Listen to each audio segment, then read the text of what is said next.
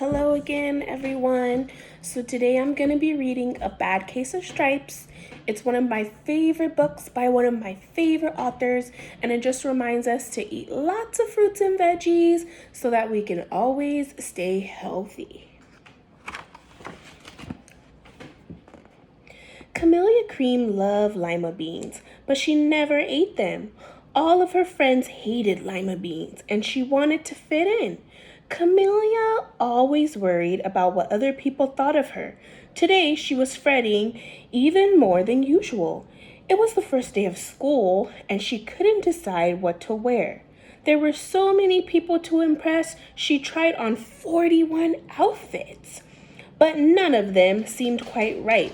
She put on a pretty red dress and looked in the mirror. Then she screamed, "Ah!" Her mother ran into the room, and she screamed too. "Oh my heavens," she cried, "you're completely covered in stripes." This was certainly true. Camellia was striped from head to toe. She looked like a rainbow. Miss Cream felt Camelia's forehead. "Do you feel all right?" she asked. "I feel fine," Camellia answered, "but just look at me." "You get back in bed this instant," her mother ordered. "You're not going to school today." Camellia was relieved. She didn't want to miss the first day of school, but she was afraid of what other kids would say, and she had no idea what to wear with these crazy stripes.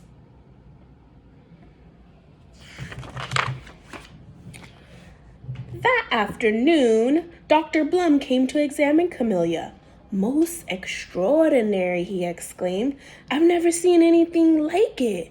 Are you having any coughing, wheezing, runny nose, aches, pains, chills, hot flashes, dizziness, shortness of breath, uncontrollable twitching?" "No," Camellia told him. "I feel fine." "Well then," Dr. Blumble said, turning to Miss Cream, "I don't see any reason why she shouldn't go back to school tomorrow. Here's some ointment that should help clear up those stripes in a few days. If it doesn't, you know where to find me." And off he went.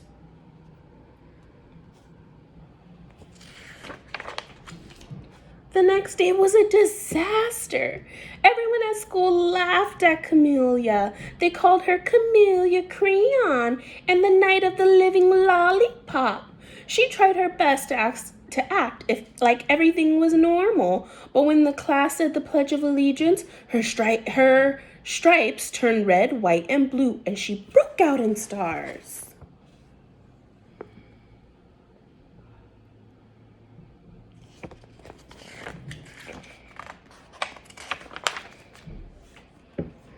The other kids thought it was great. One yelled out, "Let's see some purple polka dots." And sure enough, Camellia turned all purple polka dotty. Someone else shouted, "Checkerboard!" And a pattern of squares covered her skin. Soon everyone was yelling out different patterns, shapes, and colors, and poor Camellia was changing faster than you could change channels on a television.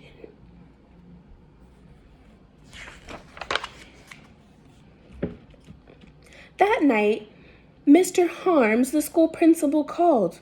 "I'm sorry, Miss Cream," he said. "I'm going to have to ask you to keep Amelia home from school today.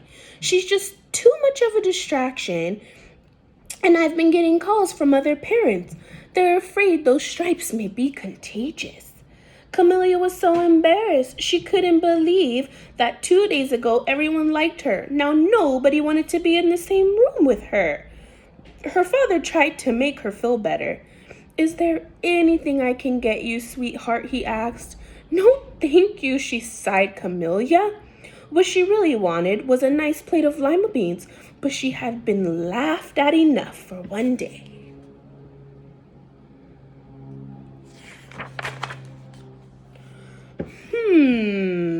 Well, yes, I see," Dr. Blum mumbled to Mr. Cream. "I think I'd better bring in the specialist. We'll be right over." About an hour later, Dr. Blum arrived with 4 people in long white coats. He introduced them to the Creams. "This is Dr. Glop, Dr. Sponge, Dr. Cricket, and Dr. Young." Then the specialist went to work on Camellia. They squeezed and jabbed, tapped and tested. It was very uncomfortable. Well, it's not the mumps, concluded Dr. Glump. Or the measles, said Dr. Sponge. Definitely not chicken pox, put in Dr. Cricket. Or sunburn, said Dr. Young. Try these, said the specialist. They each handed her a bottle filled with different colored pills. Take one of each before bed, said Dr. Glop, and then they filed out of the front door, followed by Dr. Blumble.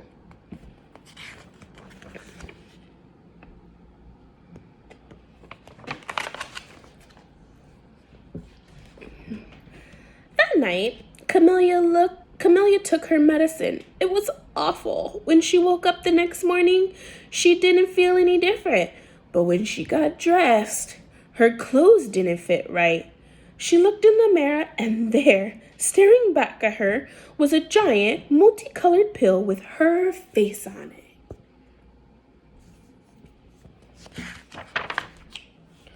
Dr. Blumble rushed over as soon as Miss Cream called, but this time, instead of specialists, he brought in the experts.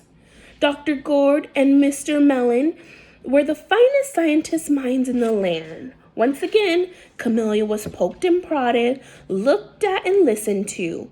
The experts wrote down lots of numbers, then they huddled together and whispered. Dr. Gourd finally spoke. It might be a virus, he announced with authority. Suddenly, fuzzy little virus balls appeared all over Camellia. Or possibly some form of bacteria, said Mr. Mellon. Out popped squiggly little bacteria tails. Or it could be fungus, added Mr. Gourd. Instantly, Camellia was covered with different colored fungus splotches. The expert looked at Camellia, then they looked at each other. We need to go over these numbers again. Back at the lab, Mr. Gourd exclaimed. We'll call you when we know something, but the experts didn't have a clue, much less a cure.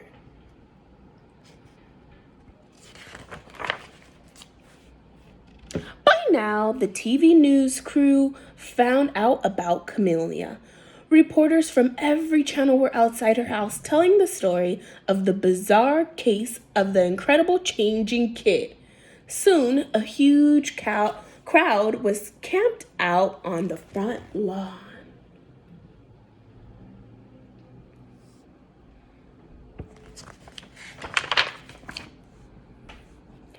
The creams were swamped with all kinds of remedies from psychologists, allergists, herbalists, nutritionists, psychics, an old medicine man, a guru, and even a veterinarian. Each so-called cure only added to poor Camelia's strange appearance, until it was hard to even recognize her. She sprouted roots and berries and crystals and feathers and a long, furry tail. But nothing worked.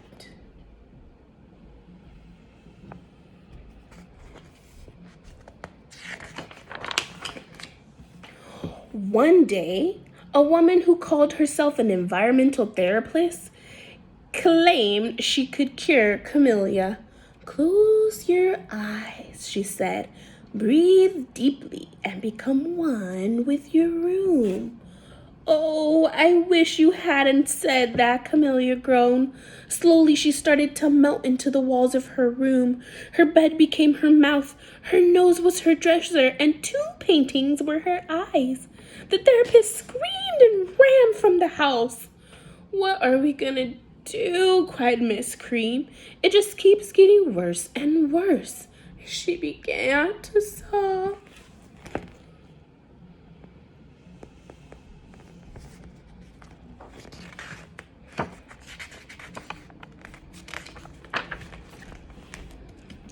At that moment, Miss Cream heard a quiet little knock at the front door. She opened it, and there stood an old woman who was just as plump and as sweet as strawberry. Excuse me, she said brightly, but I think I can help.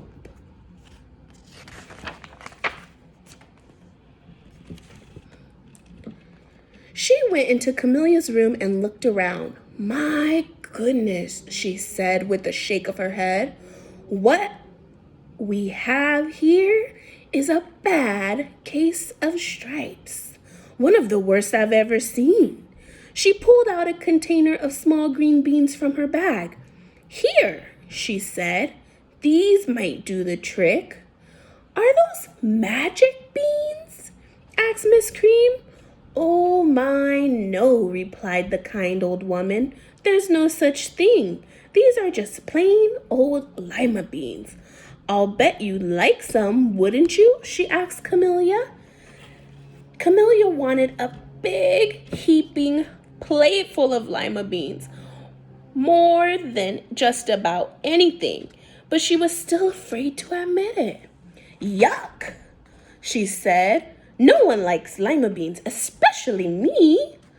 Oh dear, the old woman said sadly. I guess I was wrong about you. She put the beans back in her bag and started heading towards the door. Camellia watched the old woman walk away, and those beans would taste so good. And being laughed at for eating them was nothing compared to what she'd been going through. She finally couldn't stand it. Wait! She cried. The truth is, I really love lima beans. Oh, I thought so, the old woman said with a smile. She took a handful of beans and popped them into Camilla's mouth. Camilla said.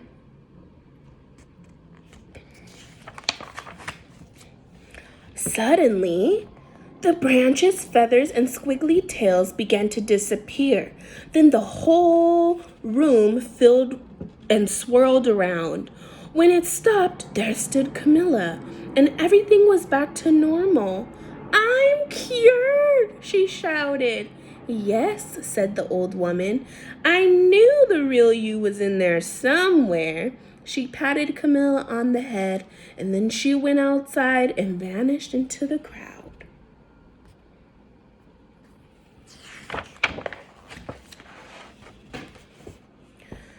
Afterwards, Camilla wasn't quite the same. Some of the kids at school said she was weird, but she didn't care a bit. She ate all the lima beans she wanted, and she never had even a touch of stripes again. The end. So I hope you guys enjoyed A Bad Case of Stripes by David Shannon. Bye, you guys.